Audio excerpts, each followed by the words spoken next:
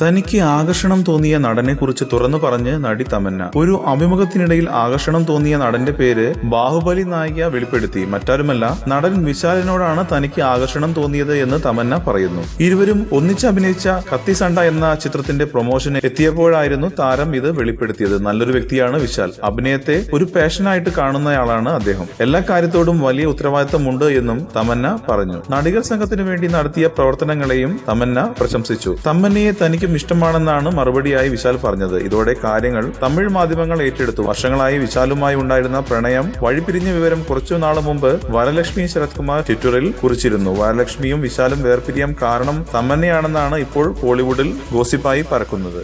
കൂടുതൽ സിനിമാ വാർത്തകൾക്കും വിശേഷങ്ങൾക്കും ഇപ്പോൾ തന്നെ സബ്സ്ക്രൈബ് ചെയ്യൂ മലയാളം ക്രിയേഷൻസ്.